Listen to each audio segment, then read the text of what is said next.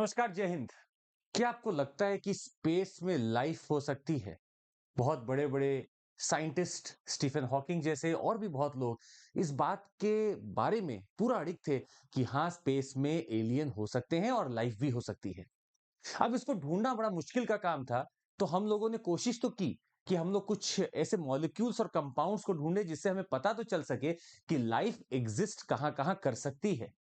आइए आज के सेशन में समझते हैं कि ऐसा क्या मिला है कि इस बात का प्रमाण हो सकता है कि yes there is life in space. और यहां तक कि मून की भी बात करेंगे कि कुछ साइंटिस्ट जो कि हमारे भारत के ही हैं, उनका ये कहना है कि मून के साउथ पोल पे भी हो सकता है लाइफ हो। आप सभी का स्वागत है सेशन में।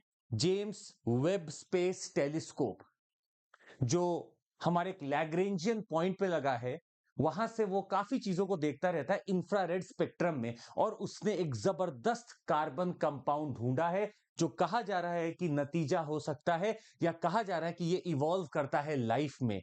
मतलब कहीं पे हमने कुछ देखा है ऐसे सिग्नल्स जहां पे हो सकता है लाइफ आने वाली हो, या फिर लाइफ इससे प्रमाणित हो सकती है। आइए समझने की कोशिश करते हैं। तो James Webb telescope has detected a new carbon compound in space for the first time, which is said to be a major feat in astronomy because this molecule helps in the formation of more complex compounds of the carbon, and whole of our body, the organic life around us is all about this carbon structure. तो carbon से ही organic चीजें चालू होती हैं। आइए देखते हैं कि क्या ऐसा मिला है। The molecule called methyl cation CH3 plus इसका फॉर्मूला है। The methyl cation is said to be found in a young star system. ये स्टार अभी बन रहा है, ये नेबुला है। कौन सा नेबुला है? ओरियन का। ओरियन के नेबुला को अभी देखा जा रहा है तो प्रोटोप्लैनेटरी डिस्क के तौर पे बना हुआ है, a massive form of gas and dust, और इसी से आगे का स्टार बनेगा और आगे के प्लैनेट्स बन सकते हैं। वहां पे हमें मिला है D203506। इस प्रोटोप्लैनेटरी डिस्क में हमें मिला है methyl cation. The young star system is located 1350 light years away from the अर्थ। नीचे कमेंट करके बताइएगा कि अर्थ के सबसे नजदीकी स्टार कौन सा है, उसके बाद कौन सा नजदीक स्टार है ये भी बताइएगा। और हम आपसे जानना चाहते हैं कितनी दूरी पे है वो। लाइट ईयर्स में नीचे लिख के बताइएगा कितनी दूरी पर है। आपको बता दें 1350 लाइट ईयर दूर है। मतलब जब एक लाइट वहां से चली होगी तो वो 1350 साल ली होगी with the speed of light to reach earth. इतनी दूरी है। तो आप समझ सकते हैं सन एज अ स्टार कितना दूर है, और बाकी कौन से नजदीकी स्टार हैं ये भी थोड़ा नीचे कमेंट करके बताएगा, और कितने दूरी पे है ये भी आपको बताना है। We are expecting questions now in prelims any time, तो ऐसा भी आ सकता है। खैर, हम लोग ओरियन नेबुला की बात कर रहे हैं जो कि स्थित है लगभग 1350 light years away from the earth. In the Orion nebula, ये जो आपका प्रोटोप्लैनेटरी डिस्क बन रहा है, a rotating circumstellar disk of dense gas surrounding a young newly formed star. तो ये जो इसके साथ में जो घूम रहा है उसी को प्रोटोप्लैनेटरी डिस्क बोलते हैं। इसी से प्लैनेट्स बने, अर्थ भी इसी से बना। जब हमारा सन बन रहा था एज अ स्टार, उसके ऊपर भी बहुत सारे बम्बार्डमेंट होते थे चीजों के। आज वो आपको सन के तौर पे दिखता है। खैर, मिथाइल कैटायन की बात की जाए और कार्बन कंपाउंड की बात की जाए, carbon is said to be one of those primary building blocks of organic matter. और अगर ये मिला है तो स्वाभाविक सी बात है कि लाइफ की पॉसिबिलिटी है, थी और रहेगी। ये बात तय हो चुकी है। खैर, ये फाइंडिंग बहुत चीजों में मदद कर सकती है। It can help us understand how life was formed on the earth. Earth पे लाइफ कैसे बनी ये भी हमें मिल सकता है, but how life could potentially originate elsewhere in the universe is also a question that can be answered from this. और ये जो वेब टेलीस्कोप है सब जगह एक्सप्लोर कर रहा है, इसकी नजर बड़ी तेज है। Webb detected the methyl cation with the help of its exceptional sensitivity and spatial and spectral resolution. World's most powerful space telescope detected a series of molecule compounds that had methyl cation. तो ये James Webb telescope आखिर है क्या? इसके बारे में भी दो शब्द हम जान लेते हैं कि इतना मेहनत कर रहा है, इसकी यूनिक कैपेबिलिटी है, जो जिस तौर पे वर्क कर रहा है, इसका एक स्पेक्ट्रल रेजोल्यूशन है, इंफ्रारेड रेजोल्यूशन है जिसपे वर्क कर रहा है, और एक काफी केमिस्ट्री ऑर्गेनिक जो इंटरस्टेलर ऑर्गेनिक है उसको भी पढ़ने की कोशिश करता है। हम आपको कुछ और पॉइंट्स इसके बारे में देना चाहेंगे। This telescope was the result of NASA and ESA, that is your European Space Agency, and Canadian Space Agency, launched in December 2021. It is currently at a point in space known as the Sun Earth L2 Lagrangian point. नीचे comment करके बताइएगा कि भारत का भी एक mission है, Aditya mission, वो कौन से लैग्रेंजियन पॉइंट में जा रहा है, नीचे कमेंट करके जरूर बताइएगा। और लैग्रेंजियन पॉइंट क्या होता है ये भी बताइएगा कि what is this Lagrangian point, ये भी आप बताइएगा। तो Lagrange point 2 is one of the 5 points in the orbital plane of the Earth's sun, named after Italian French mathematician Joseph Louis Lagrange। खैर ये सब हम लोग को नहीं समझना है, पर ये टेलीस्कोप जो है it is the largest and the most powerful infrared space telescope. याद रखिएगा ये इंफ्रारेड स्पेस टेलीस्कोप है। It's the successor to Hubble telescope and it can see backward in time to just after the Big Bang। तो ये ढूंढ रहा है जो लाइट कहीं से निकली होगी उसको ढूंढ रहा है और ये बैकवर्ड देखने की कोशिश कर रहा है how everything might have evolved through this big bang by looking for galaxies that are so far away that the light has taken many billions of years to get from those galaxies to our telescope। हम लोग उसको पढ़ने में लगे हुए हैं। खैर आपको कुछ चीजें और बताते हैं।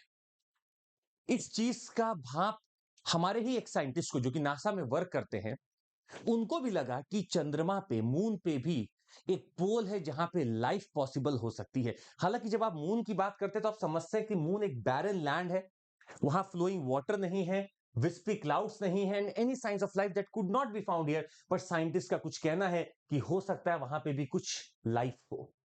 The lunar south pole has been attracting significant attention and more so जब आर्टेमिस मिशन, नासा का जो आर्टेमिस मिशन की बात की जा रही है कि वो मून पे वहां पे पूरी एक कॉलोनी बसाना चाहता है, तब से इसके ऊपर बहुत ध्यान दिया जा रहा है कि साउथ पोल पे आखिर क्या हो सकता है मून के।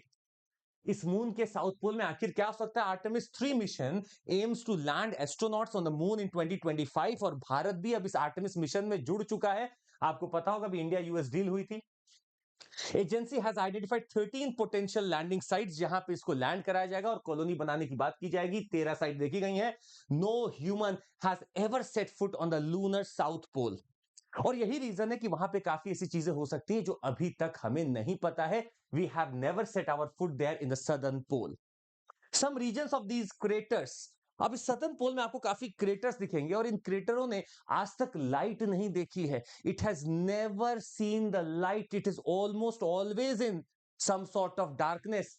और इसी डार्कनेस की वजह से एक अनुमान लगाया जाता है कि कुछ माइक्रोब्स हो सकते हैं वहां पे। आज तक वहां पे रेडिएशन नहीं गया है और इसी कारण वहां पे कुछ माइक्रोब्स हो सकते हैं जो शायद शायद हम लोग एक्सपेक्ट कर सकते हैं that they live in extremes of the climate. It could be a safe haven for extreme microbes. Question आया था इस बार कि माइक्रोब्स कहां कहां पाए जा सकते हैं। ये एक्सट्रीम टेम्परेचर में पॉजिटिव नेगेटिव दोनों में पाए जा सकते हैं और जब हम चंद्रमा की बात कर रहे हैं we can have an extreme temperature and the microbes that could be surviving there, ये हो सकता है।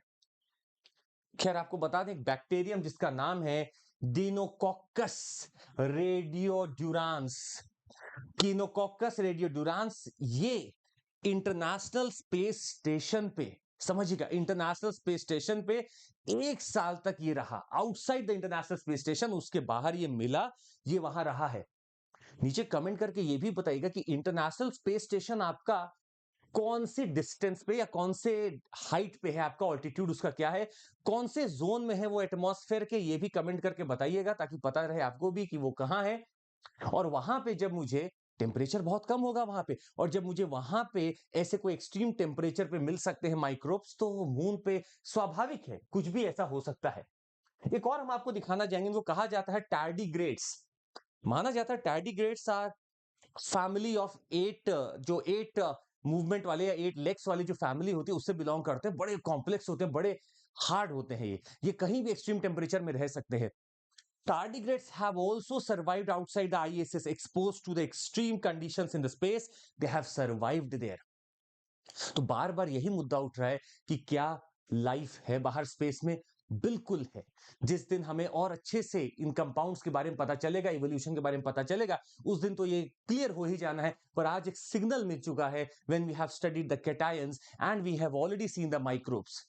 माइक्रोब्स कहीं भी तभी पहुंचते हैं जब हो सकता है इंसानों का कुछ इंफ्लुएंस वहां जाता हो या फिर अब उनसे ही धीरे धीरे द लाइफ वुड इवॉल्व और शायद लाइफ कहीं और भी आ सकती है।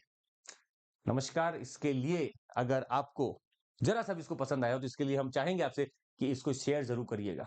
और इसी के साथ इसको एंड भी करते हैं और आपको बता दें कि हमारे बहुत सारे कोर्सेज चलते रहते हैं और लोग हमसे जुड़ते जा रहे हैं। तो इस कारवां में आप भी जुड़ जाएं ताकि आप जल्दी से इसका जो भी फायदा उठा सकेंगे। जैसे भी 50% ऑफ चल रहा है, एक कोड है CMC, आप CMC कोड पे पूरा लाभ ले सकते हैं और आपको जो भी सब्सक्रिप्शन में 50% ऑफर मिल रहा है वो मिल जाएगा।